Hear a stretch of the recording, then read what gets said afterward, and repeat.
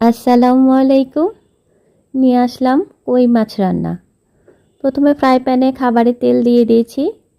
আর কই মাছগুলো আগে থেকেই হলুদ মরিচ দিয়ে আর লবণ দিয়ে মাখিয়ে রেখেছিলাম।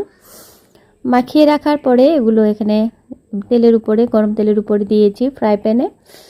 চুলোর আঁচটা লো মিডিয়াম আঁচে রেখেছি। তো আমি এখানে কই মাছগুলো উল্টে পাল্টে ভালো করে ভেজে নিচ্ছি। কই মাছগুলো আজকে আমি লাউ দিয়ে রান্না করব। বাড়িতে সবাই লাউ দিয়ে কই মাছ রান্না অনেকেই পছন্দ করে, আমাদের বাড়িরও সবাই পছন্দ করে। কই মাছ খুবই সুস্বাদু একটি খাবার, যে কোনো তরকারি দিয়েই খাওয়া যায়। তো আমি আজকে লাউ দিয়েই করেছি, সেটাই দেখাচ্ছি। তো হালকা করে কই মাছগুলো ভেজে নিলাম। আমার মাছগুলো ভাজা হয়ে গেছে। ফ্রাই প্যানটি নামিয়ে একটি কড়াই বসিয়ে দিলাম। কড়াইয়ে এখন খাবারের তেল দিয়ে দেব পরিমাণ মতো। খাবারের তেলটা দিয়ে দেওয়ার পরে সামান্য পরিমাণে জিরা দিব এখানে। জিরাটা একটু লাল ব্রাউন হয়ে গেলে পেঁয়াজ কাঁচামরিচ, আমি এখানে দুটো পেঁয়াজ নিয়েছি, 5-6টা কাঁচামরিচ নিয়েছি, যেগুলো একটু উল্টে পাল্টে কষা করার জন্য একটু ভেজে নিলাম। নিয়ে 1/4 চা চামচ হলুদের গুঁড়া দিয়ে পানি দিয়ে দিব যাতে নিচে ধরে না যায়। এরপর মরিচের গুঁড়া, ধনিয়ার গুঁড়া 1 চামচ আর ধনিয়ার গুঁড়া 1/2 চামচ দিয়ে ভালো করে মশলাটি সাধারণ লবণ দিয়ে কষিয়ে নিতে হবে। কষা হয়ে গেলে আমি এখানে একটা লাউ কেটে রেখেছি, সেই লাউটা এখানে দিয়ে দিব।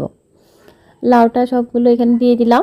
দিয়ে দেওয়ার পরে একটু নাড়াচাড়া করে নিব। ভালো করে নাড়াচাড়া করে নিয়ে এই লাউটা ঢাকা দিয়ে দিয়েছি। ঢাকনা থেকে উঠিয়ে একটু দেখলাম যে লাউটা আমার সেদ্ধ হয়েছে কিনা। হয়নি, আবার একটু ঢাকা দিয়ে দিই। বেশ 15-20 মিনিট লাগবে এই লাউটা সেদ্ধ হতে। লাউটা সেদ্ধ হওয়া পর্যন্ত অপেক্ষা করি। কষাই নিচ্ছি ভালো করে যেন সেদ্ধ হয়ে যায়। দেখেন আমার লাউটা প্রায় সেদ্ধ ভাব হয়েও আসছে। আমি এখন এখানে পরিমাণ মতো ঝোলের জন্য পানি দিয়ে দিলাম। পানি দিয়ে দেওয়ার পরে পানিটা একটু গরম হলেই এখানে আমি যে মাছগুলো আগে থেকে ভেজে রেখেছি সেই মাছগুলো এখানে এক এক করে নামিয়ে দেব। ঝোলের পর মাছগুলো দিয়ে দিলাম।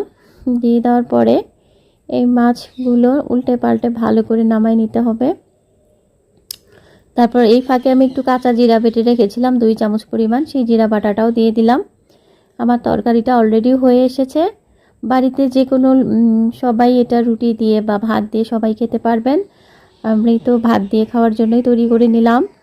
পরবর্তীতে আবার ভিডিও নিয়ে আসবো। সেই পর্যন্ত বিদায়। সবাই ভালো থাকেন, সুস্থ থাকেন। আর আমি পরিবেশনের জন্য একটা বাটিতে তরকারিটি সার্ভ করে নিলাম। ধন্যবাদ সবাইকে।